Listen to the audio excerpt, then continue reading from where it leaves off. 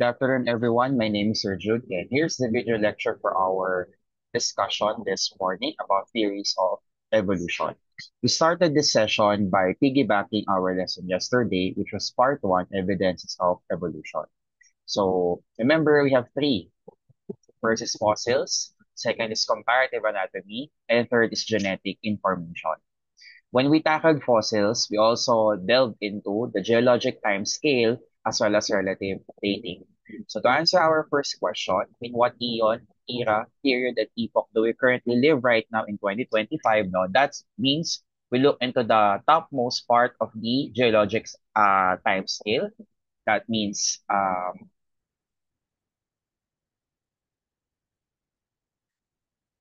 right? That means right now in 2025, we still belong to the Phanerozoic era, eon, under Cenozoic era, specifically in Quaternary period and Holocene epoch. Remember, no, in the geologic time scale, the upper part is considered the youngest or the most recent, while the bottom part is considered the oldest. And that's also true in relative dating when we arrange rock layers as well as soil layers and even fault from oldest to youngest. The youngest layers are found on top, while the oldest layers are found at the bottom. So we have five layers here: A, B, D, O, and X, as well as two intrusions in the form of fault J and letter M. So how do we arrange them from oldest to youngest? So with oldest, we start with the bottommost one, which is letter B. And then as we go higher, we have O, then X, then letter D, then letter A. Now, we proceed to the two intrusions with J and M. So which one kaya? No? So the next one is letter M. And the youngest happens to be letter J because letter J is responsible for cutting the intrusion M as well. All right. So second evidence of evolution. Let me just erase my writings here.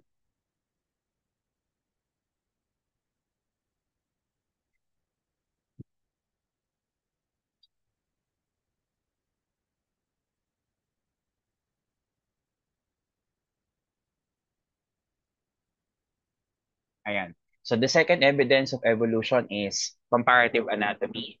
And with here, how will we compare and justify the structures and functions of each pair of organisms? So we have carrots on the left side and potatoes on the right side.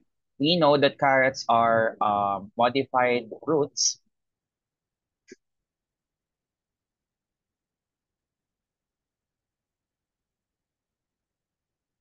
Ayan. Carrots are modified roots, while potatoes are modified stems, otherwise known as tubers. They don't reproduce sexually, don't need seeds in order for them to reproduce. Instead, they reproduce asexually on their own, okay? Through botanical modifications. Anyway, so uh, w- even if carrots are modified roots and potatoes are modified stems, both of them serve as food. So therefore, these two, their structures are considered analogous because they have different structures, but at the same time, they perform the same function by serving food or food storage. All right. So yesterday kasi no, we focus on animals and we can also see that homologous and analogous structures can also be applicable to plants as well. For our second example, how will you compare and justify the structures and functions of each pair of organisms? This time, we have cactus on the left side and Venus flytrap on the right side. And both of these structures happen to be leaves. The difference is The leaves of cactus cannot kill insects, while the leaves of the Venus flytrap, the one with the mouth-like structure, can kill and trap insects through releasing toxins or acid. So because of that, they may have same structures, but they perform different functions. So that means that cactus leaves and Venus flytrap leaves are homologous structures.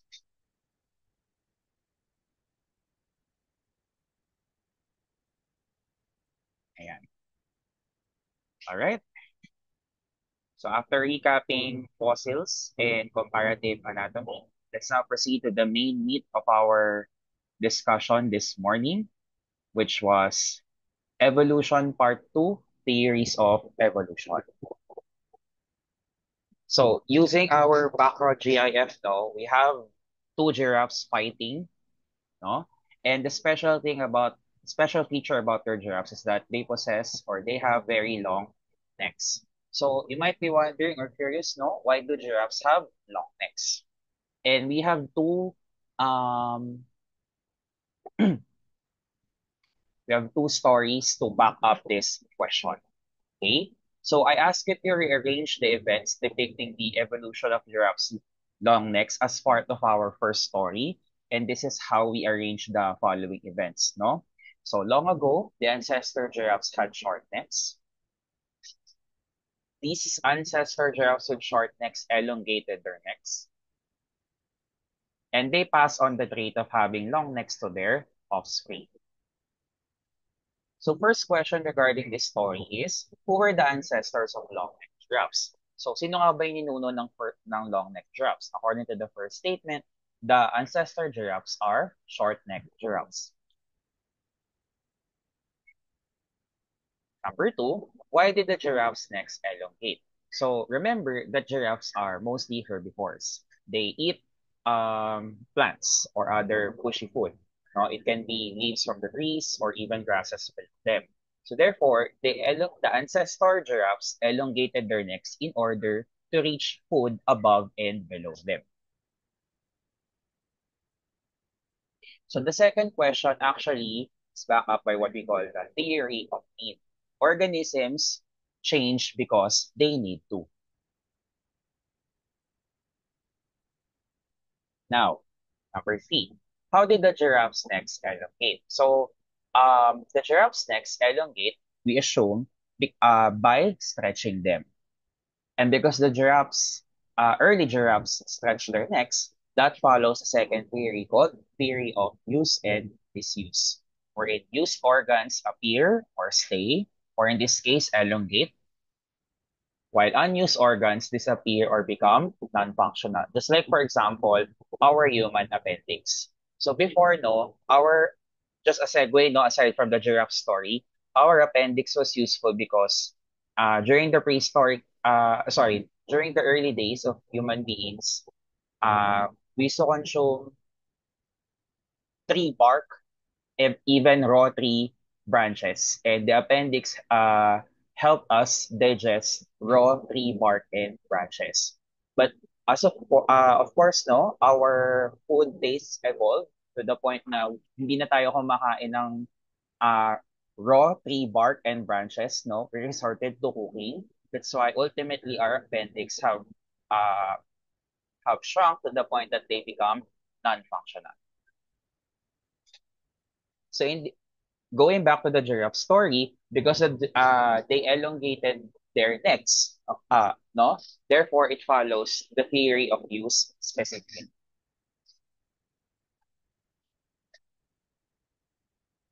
Last question for this story. How do successive generations of giraffes have long necks? So, kung mapapansin nyo, no, karamihan sa mga giraffes ngayon, mahaba na leeg nila. That's because according to statement number 3, they pass on the trait of having long necks to their offspring. Ipinamana ng mga ninunong giraffe yung katangian ng mahabang leeg sa kanilang sa susunod na henerasyon. And that follows the theory of acquired traits, wherein acquired traits will be transmitted to the next generation.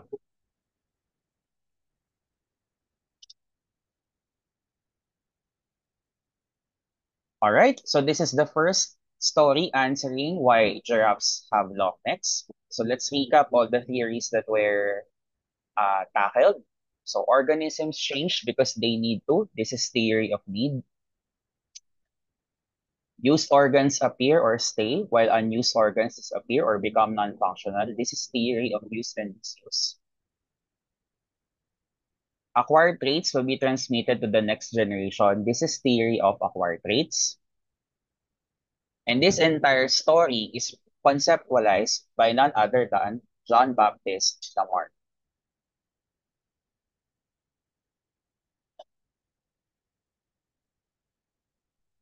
So I don't think he was the first scientist uh, to ever theorize about evolution a bit, but he was one of the primary scientists known for it, no? And as we all know, there is another more famous scientist than him. Therefore, there is something wrong or inaccurate about his theories. So let me give you a contemporary example.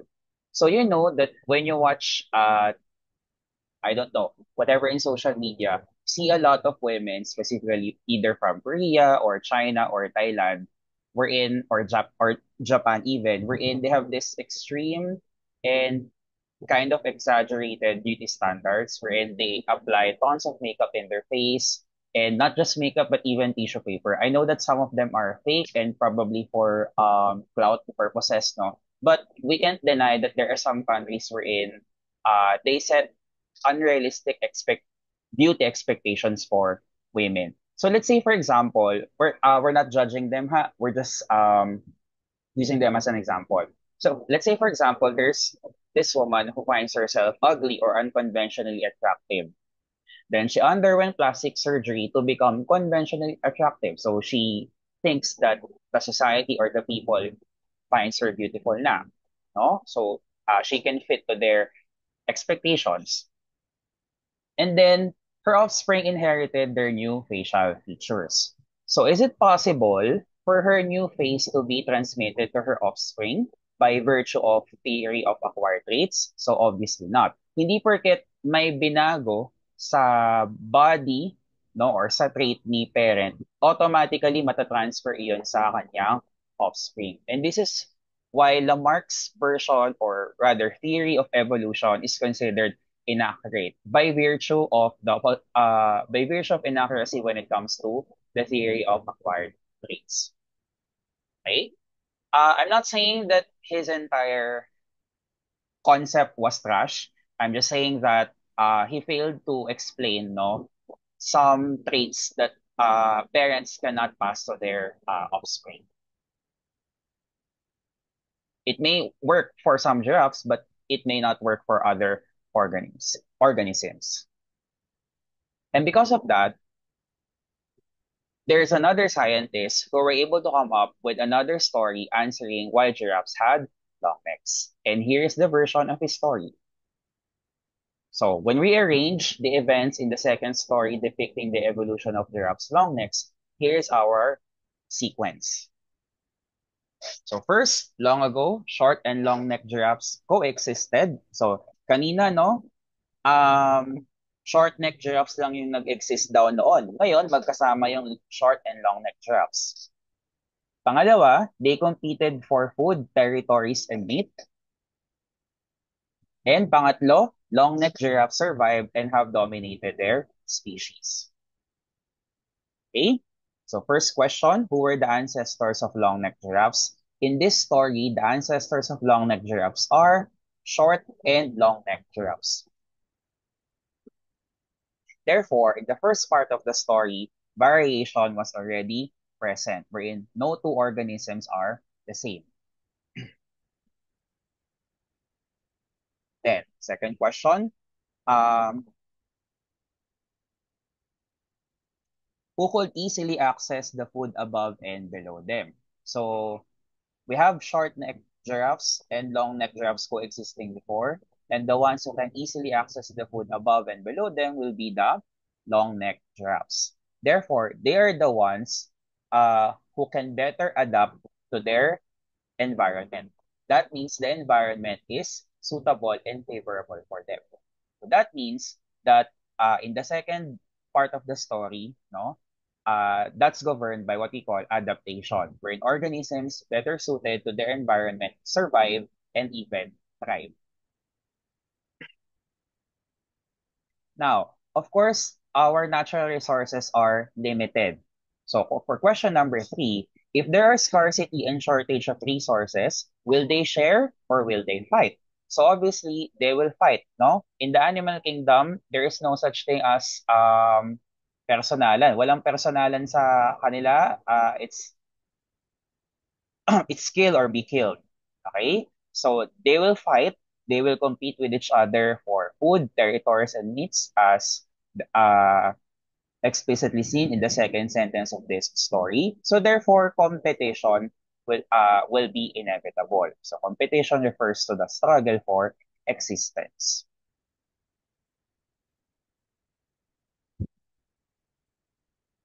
All right? Last question. How do successive generations of giraffes have long necks? When short neck giraffes and long neck giraffes competed, no?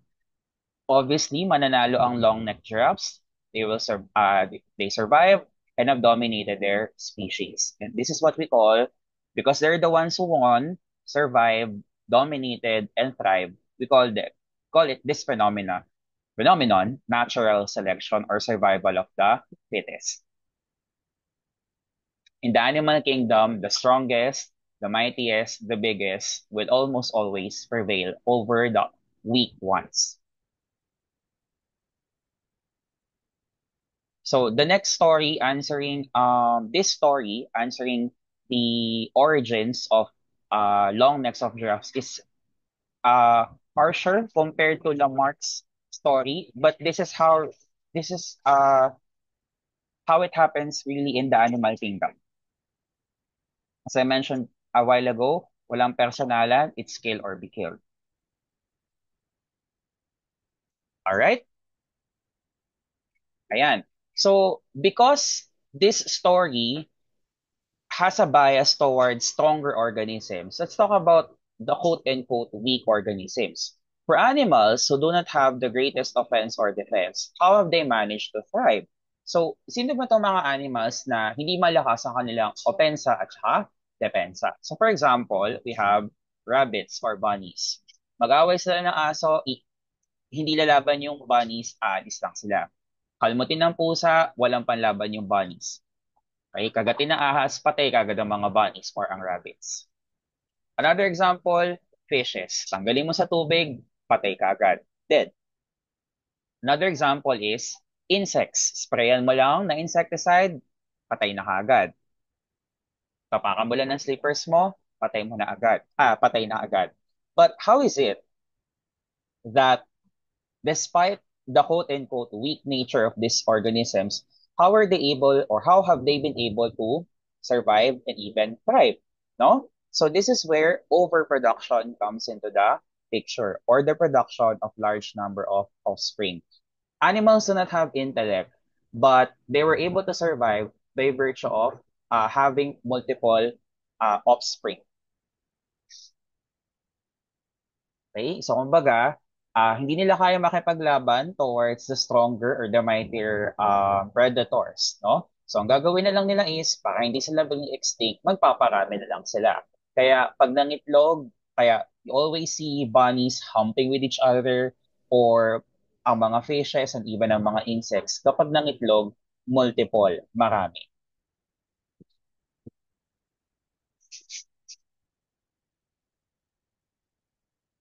All right. So recapping all the theories for the second story. So no two organisms are the same. This is variation. Organisms better suited to their environment survive and thrive. This is adaptation. Struggle for existence. This is competition. Survival of the fittest. This refers to natural selection. And production of large number of offspring. This is overproduction. Ayan. So variation to natural selection favors always favor the stronger and the mightier organisms, while overproduction helps the quote-unquote weaker organisms to survive and thrive, regardless of their limitations and disadvantages. And all of these concepts, no, were theorized by none other than Charles Darwin. Out of all the scientists who dedicated their lives by studying evolution, Charles Darwin is the one that is considered the most famous and probably credible. I personally side with Darwin's theories compared to Lamarck's because by looking at the story, it makes so much, it's more sensible. However, as we know, Darwin's theory as of today is just still a theory. It's not yet a law, unlike Newton's law of motion. So just because Darwin's theories are more preferable and stronger compared to Lamarck's doesn't mean uh, perfect na siya. It also has its loopholes. Okay? I wouldn't say na may mali kay Darwin compared to kay Lamarck. I would say na may pagkukulang si Darwin rather. So ano nga ba yung pagkukulang niya? I'm not gonna focus on uh, the evolution of human beings from monkeys, but overall, na-related sa ating past lessons. So number one, who created the first organism? A lot of people, no, will say it's God or Jesus. And because most of the time in scientific arguments, our claims must be logical and rational rather than superstitious or religious, no? Then therefore, the answer God or Jesus will be unacceptable. And hanggang ngayon, it's still a big question mark. Because to be honest, uh no one who was present at the Precambrian eon is still alive today. So we cannot really know for sure. We can only assume, we can only theorize.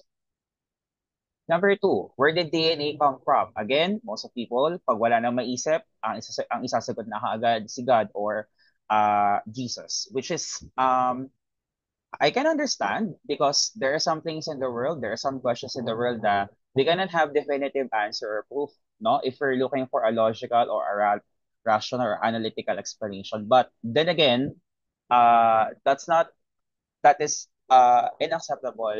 unacceptable in the scientific community. Okay. Number three, how did DNA in organisms evolve? So, there are lots of versions of creation theory. Meron tayong biblical creation. There are also lots of theories na nagsimula daw tayo with a single egg or a bacteria. But the question that persists until today is how is it able, kung ano man tayo at first, no? How did it branch off to, let's say, mammals? Or to birds, or to fishes, or to reptiles, to amphibians, to invertebrates. That is still another giant question mark for us. And in a way, Darwin wasn't able to cover mutation or the mutated species. Kasi mas nag-focus siya sa evolution. And specifically, natural selection or survival of the fittest. All right, so there you have it. These are the two main theories for evolution. We have Lamarck's and we have Darwin's, no? So, which theory do you believe and prefer the most when it comes to evolution? Not only in answering why giraffes have long necks, but basically generally in our in living organisms, no? So there's no wrong answer when choosing with Lamarck or Darwin. Both of their theories have their own loopholes, even though personally for me I prefer Darwin's because his is much stronger, more credible, and mas kapani-paniwala, no? So I'd like to hear some of your comments and suggestions on whether you are Team Lamarck or Team Darwin when it comes to evolution, no? But till then, this is Sir Jude. Thank you and goodbye. Good afternoon.